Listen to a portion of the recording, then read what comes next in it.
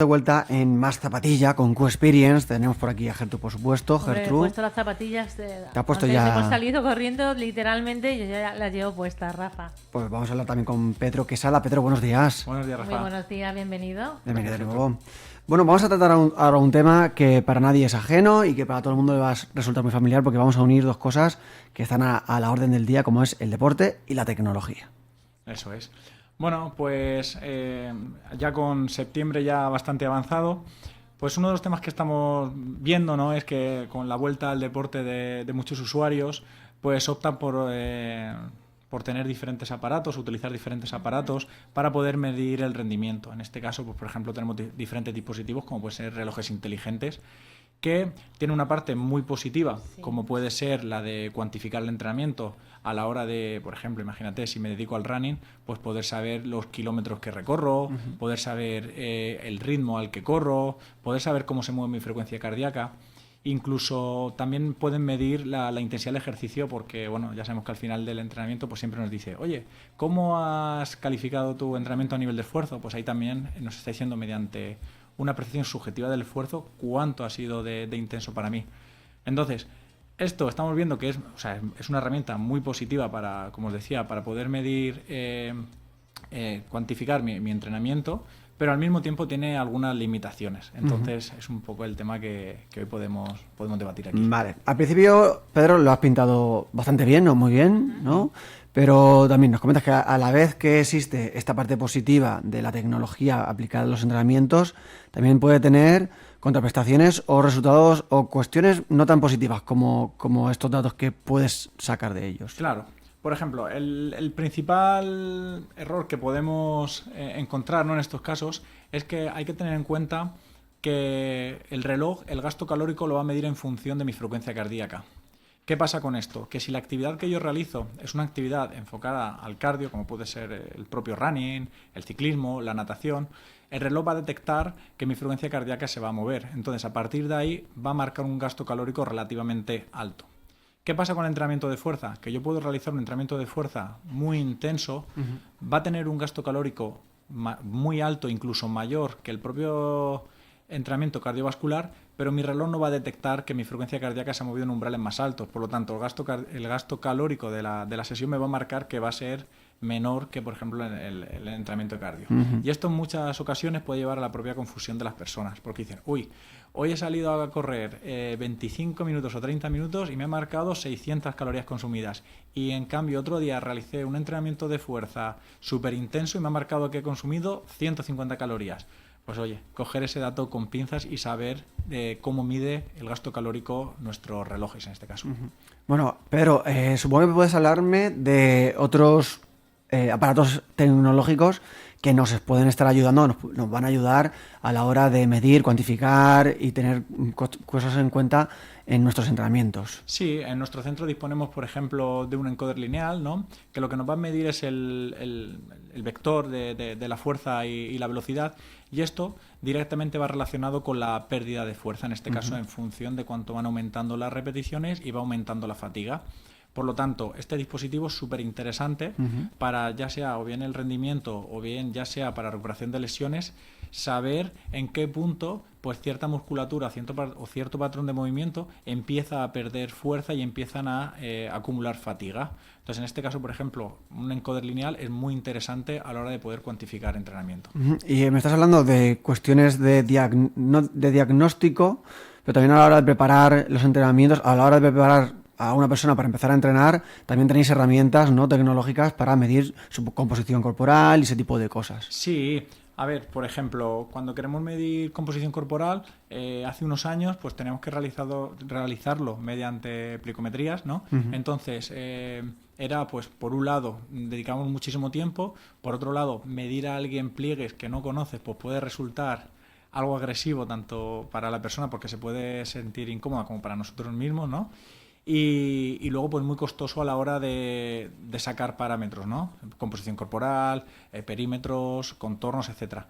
A día de hoy, bueno, desde 2018, desde que abrimos, nosotros contamos con una plataforma con tecnología Fit3D que en tan solo 40 segundos, que da una vueltecita a la plataforma, pues ya nos va a medir de manera muy precisa, es una bioimpedancia, donde va un impulso eléctrico desde una huella, recorre todo nuestro cuerpo hasta la otra huella del pie, y a partir de ahí nos va a dar datos bastante exactos sobre composición corporal, contornos, perímetros, y entonces es mucho más sencillo y nos realiza también nos saca también el informe de la composición corporal de manera muy vistosa y que en unos minutos podemos estar compartiendo con la persona. Y además también, sobra decirlo, pero claro, con los instrumentos que tenéis en los centros de entrenamiento, hay algunos que han evolucionado mucho con el paso de los tiempos.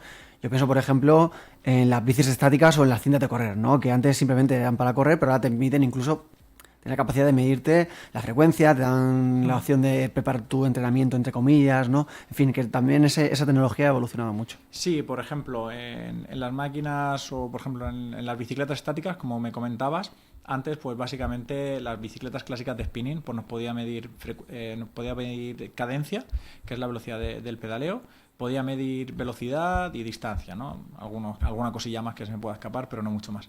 A día de hoy ya, por ejemplo, ya podemos tener datos como potencia, ya llevan incluidos potenciómetros donde podemos detectar la potencia que está ejerciendo la persona. Podemos detectar incluso, como son potenciómetros individuales entre ambos pies, podemos detectar qué fuerza realiza con un pie respecto al otro, y esto también nos da datos importantes sobre en personas, por ejemplo, que han tenido algún tipo de lesión, cómo empuja una pierna respecto a la otra. También podemos medir puntos torque, puntos de máxima fuerza realizada durante el pedaleo. O sea, ahí la tecnología también ha incidido mucho y nos ayuda muchísimo a poder tener bicicletas mucho más inteligentes y que nos aportan muchos más datos para nosotros al final poder registrarlos y entonces acumular datos que nos permitan planificar mucho mejor y más precisamente el entrenamiento de las personas. Y un aspecto quizá negativo de que también queremos hablar es de la introducción de la IA, que tiene por supuesto muchos aspectos positivos, pero también tiene sus partes negativas. Claro, a ver, también estamos viendo esto, ¿no? O sea, es decir, y esto es un tema sensible. ¿Por qué? Porque la IA, igual que ha llegado a todos los campos a día de hoy, pues también llega al campo del entrenamiento. Entonces, hoy podemos meternos en ChatGPT o en cualquier plataforma y decirle, oye, mira, necesito un entrenamiento, yo qué sé, para aumentar mi masa muscular, y te va a sacar una plantilla. ¿Qué pasa ahí? Que lo que realmente queremos hacerle reflexionar a las personas es decir, oye, cuidado con esto, porque sí, te va a sacar una selección de ejercicios, te va a sacar una frecuencia, todo lo que tú quieras, pero realmente la IA, conoce mi técnica de ejecución, pues seguramente no, porque no me está viendo, ¿no?, cómo puedo ejecutar los ejercicios. 2, no conoce mis eslabones débiles, no sabe dónde yo necesito prestar más atención o menos atención.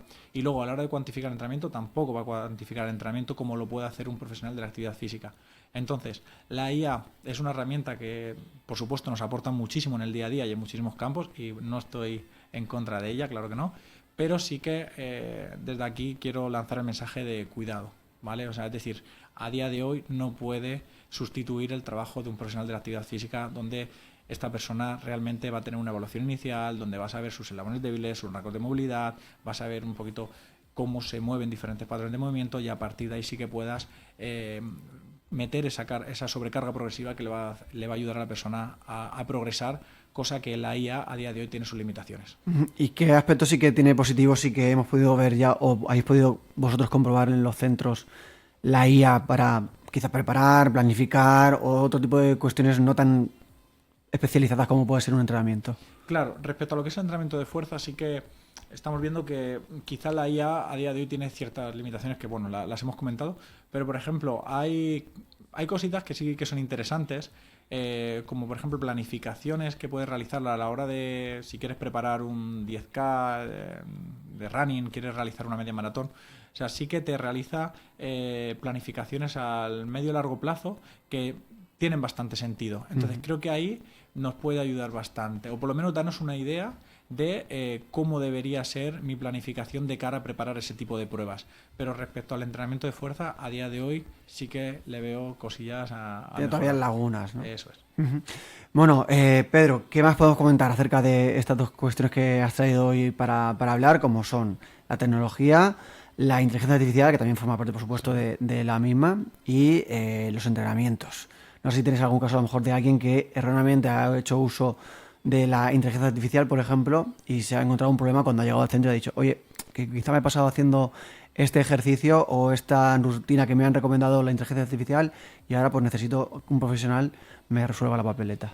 Claro, a ver, sí que nos hemos encontrado ya algún caso que otro, y sobre todo con temas bastante complejos como puede ser las recuperaciones de algún tipo de lesión, ¿no? En este caso, pues nos encontramos una persona que tenía dolor lumbar, ¿no? Y a partir de ahí, pues se autodiagnosticó, la IA le diagnosticó síndrome del piramidal, entonces le pidió ejercicios sobre el síndrome del piramidal y a partir de ahí pues se puso a trabajar sobre ese tipo de lesión. Cuando vino al centro ya tras unos meses diciéndonos que ese dolor no remitía, pues entonces pudimos valorar y ver que realmente pues no iba por ahí la lesión, sino iba por otro lado y que realmente los ejercicios que estaba realizando pues no le podían ayudar, ya que realmente la zona afectada pues eran otras, los grupos musculares eran otros y realmente donde tenía el origen de la lesión no era ahí, era en otro lado.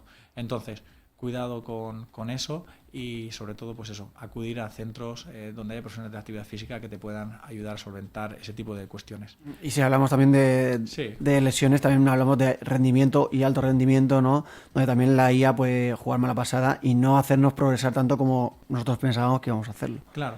Luego, respecto a la tecnología, como me comentabas también, aquí lo mismo te comento. O sea, llevar cuidado con cómo leo los datos que me puede aportar, por ejemplo, en este caso un dispositivo móvil, como ya pueda ser un reloj o un móvil, ¿no? En el cual yo realizo una actividad y me marca un consumo calórico estimado, porque generalmente ese consumo calórico va a venir sobreestimado, ¿vale? Entonces, como te decía, el consumo calórico lo va a calcular en función de una frecuencia cardíaca, entonces nos podemos encontrar en muchas ocasiones que realizo ese entrenamiento de fuerza que ha sido muy intenso y que incluso hemos tenido un consumo calórico mucho más alto que una actividad cardiovascular y nos podemos llegar a frustrar pensando en que hoy mi reloj me ha marcado o mi móvil me ha marcado que he consumido solo 200 calorías, cuando seguramente has consumido mucho más, pero dado que el reloj mide las calorías en función de nuestra frecuencia cardíaca, pues nos ha dado ese resultado bajito. Y al contrario pasa con las actividades cardiovasculares. Si yo realizo una actividad cardiovascular, imagínate ciclismo, una salida en bici de 3-4 horas, pues me va a marcar un consumo calórico súper alto, cuando realmente tampoco se ajusta a eso. Bueno, va a depender la intensidad a la que lo haga, ¿no? Pero puede ser una intensidad muy bajita, pero simplemente por la duración y por la frecuencia cardíaca, cómo se haya movido, me puede sobreestimar ese dato. Entonces, cuidado con eso, que sí, es un dato interesante a la hora de poder verlo, pero tampoco aferrarnos a él.